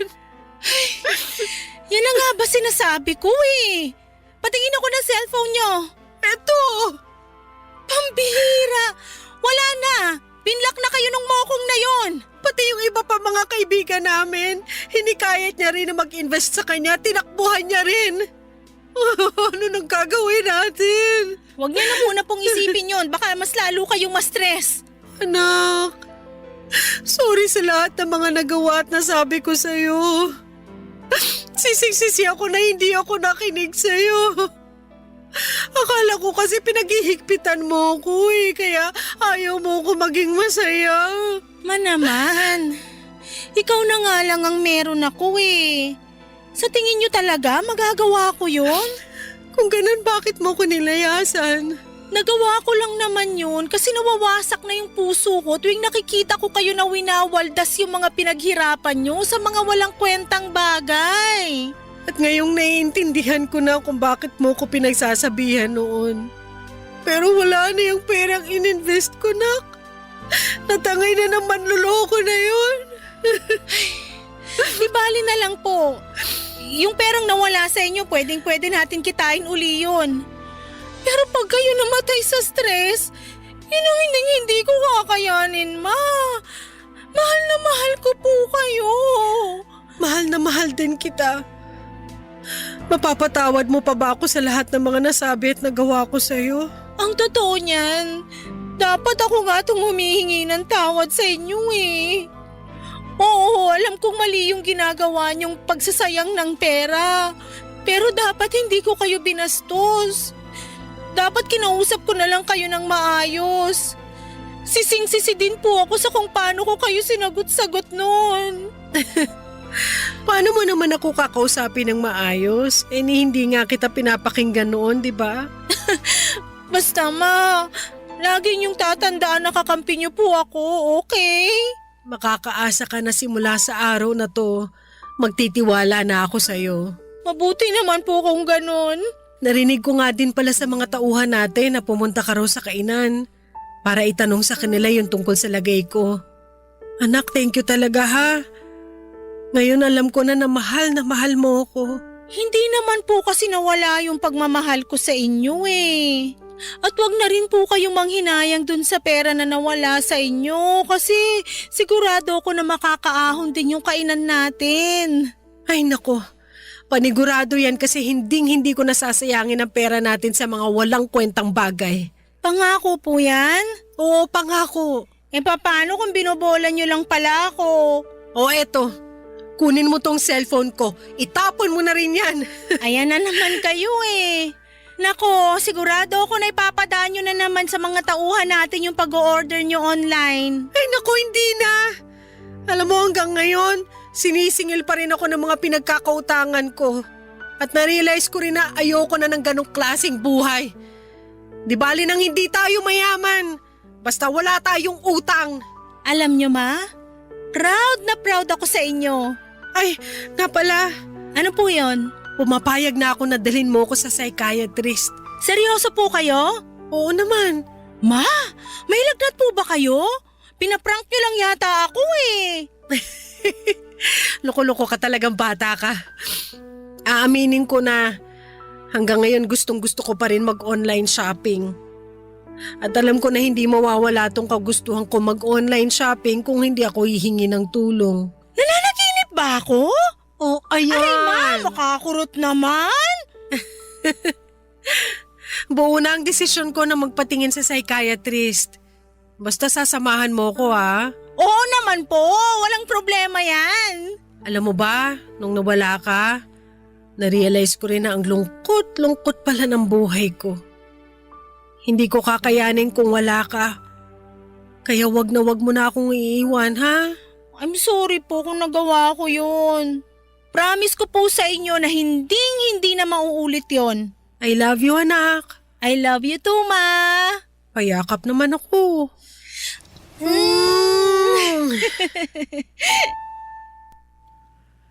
Papa Dudut, sigurado po akong yun na yung pinakamasayang araw sa buhay ko dahil alam ng Diyos na wala na akong ibang hiling kundi ang magbago si Mama at matauhan siya sa pagwawaldas ng pera niya sa mga walang kwentang bagay. Aaminin ko rin po na may halong panghihinayang ako doon sa perang na-scam kay Mama.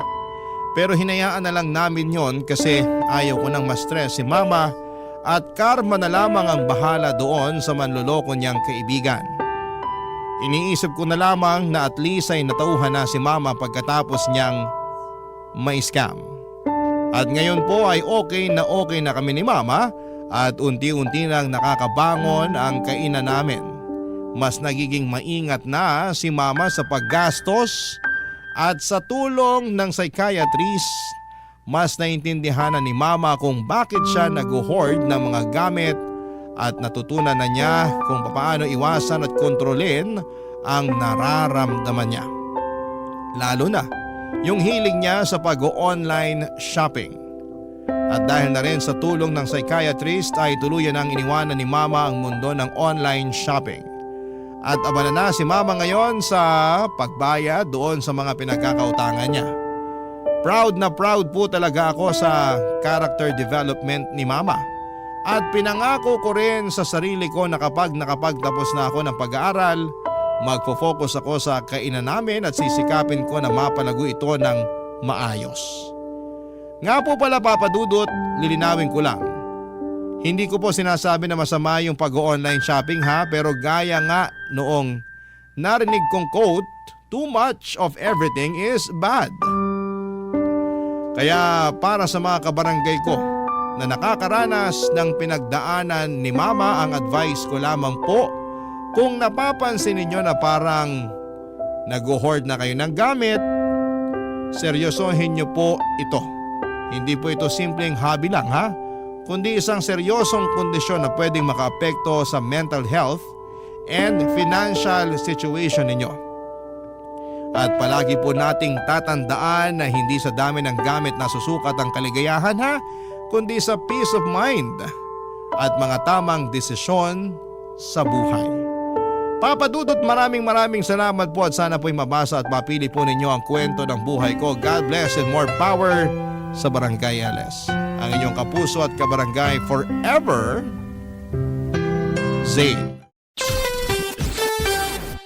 Anong say mo sa Barangay Love Stories na ito? Pagkwentuhan natin sa comment section yan.